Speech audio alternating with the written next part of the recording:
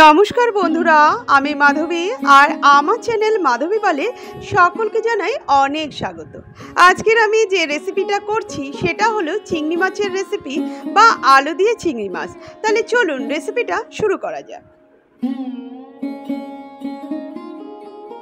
আজকে যে রেসিপিটা আমি করছি সেটা হলো চিংড়ি মাছের রেসিপি বা আলু দিয়ে চিংড়ি মাছ। তো আলু দিয়ে চিংড়ি মাছ করার জন্যে আমি এখানে 500 চিংড়ি মাছ নিয়ে নিয়েছি আর তাকে ভালো করে ধুয়ে পরিষ্কার করে তারপর আমি একটা লেবু হাফ করে তার রসটা দিয়েছি। সঙ্গে আমি 1 চামচ লঙ্কার গুঁড়ো আর হাফ চামচ দিয়েছি হলুদ গুঁড়ো। এছাড়া আমি এখানে নুন দিচ্ছি, হাফ চামচের মতন নুন এখানে আমি ব্যবহার করছি।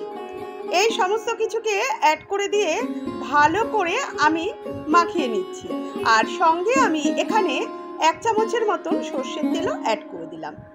দিয়ে ভালো করে হাত দিয়ে আমি মাখিয়ে নিয়ে ম্যারিনেট করে প্রায় 30 মিনিটের মতন রেখে দিচ্ছি। তারপরে 30 মিনিট পর আমি ফিরে আসছি। এবারে আমরা একটা মশলার পেস্ট তৈরি করে নেব। আর তার জন্যে আমি একটা মিক্সি জারের মধ্যে 2 চামচ হলুদ সর্ষে, 2 চামচ কালো সর্ষে, হাফ চামচ নুন আর হাফ কাপ সর্ষের তেল আর 8-10টা কাজুকে ভালো করে ধুয়ে নিয়েছি। সেই 8-10টা কাজু দিয়ে নিয়েছি আর সামান্য একটু জল দিয়ে ভালো করে খুব মিহি করে একটা আমি পেস্ট তৈরি করে নিচ্ছি।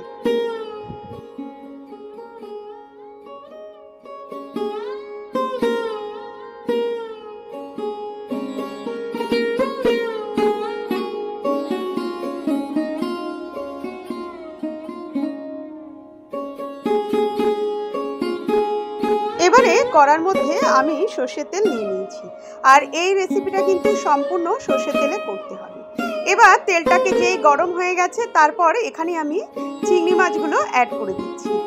আমি যে ম্যারিনেট করে রাখা যে চিংড়ি মাছগুলো সেগুলো অ্যাড করে দিচ্ছি। আর চিংড়ি মাছগুলোকে কিন্তু খুব কড়াভাবে আমি ভাজবো না, যাতে একটু জুসি ভাব থাকে সেরকমভাবেই কিন্তু চিংড়ি মাছগুলো নামিয়ে নেব। তো দেখুন ঠিক এইভাবে একটু হালকা হয়ে এসছে, দেখুন সঙ্গে সঙ্গে কিন্তু আমি চিংড়ি মাছগুলোকে সব তুলে নিয়েছি। এবার চিংড়ি মাছগুলোকে তোলার পরে এই তেলের মধ্যে আমি 2টো আলু কেটে রেখেছি ছোট ছোট করে, সেই আলুগুলোকে আমি এখানে অ্যাড করে দিচ্ছি। যেহেতু রেসিপিটা হবে চিংড়ি মাছ আর আলু দিয়ে রেসিপি, তো আলুগুলোকেও কিন্তু আমি খুব লাল লাল করে ভাজছি না। আলুগুলোকে একটু হালকা যেই হয়ে এসছে তারপরে কিন্তু দেখুন আলুগুলোকে কিন্তু আমি নামিয়ে নিচ্ছি। আলুগুলোকে নামানোর পর এখানে যে তেলটা থাকবে অবশিষ্ট, এর মধ্যে আর আমি তেল অ্যাড করছি না।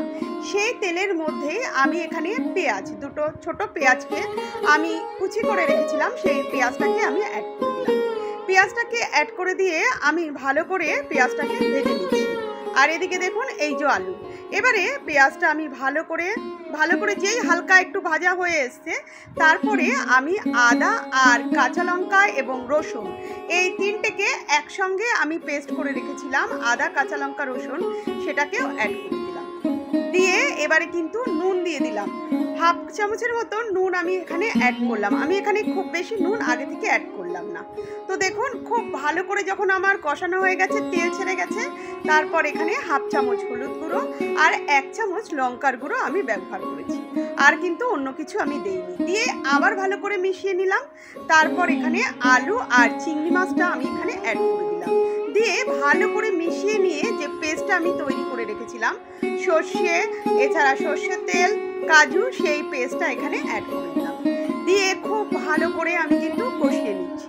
দেখুন খুব ভালো করে যখন কষানো হয়ে গেছে, মিক্সি ধোয়া যে জলটা সেটা আমি অ্যাড করলাম এবং তার সঙ্গে আমি সামান্য জল অ্যাড করলাম। আপনারা যতটা গ্রেভি রাখবেন সেই অনুপাতেই কিন্তু এখানে জলটা অ্যাড করবেন।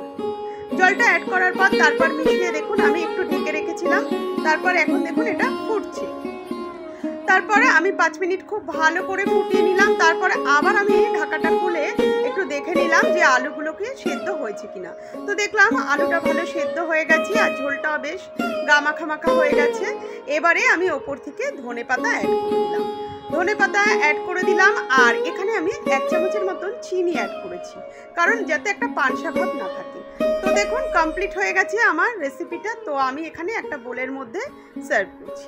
তো আপনারা বাড়িতে এই রেসিপিটা করে ফেলুন, দারুণ একটা সুস্বাদু রেসিপি, না খেলে আপনারা বুঝতে পারবেন। তো যদি আমার এই রেসিপিটা ভালো লাগে তাহলে আমার পাশে থেকে আমাকে উৎসাহিত করুন, আর কমেন্ট বক্সে অবশ্যই লিখে জানান কী ধরনের রেসিপি আপনারা দেখতে চান। সম্পূর্ণ ভিডিওটা দেখার জন্যে আপনাদেরকে জানাই ধন্যবাদ।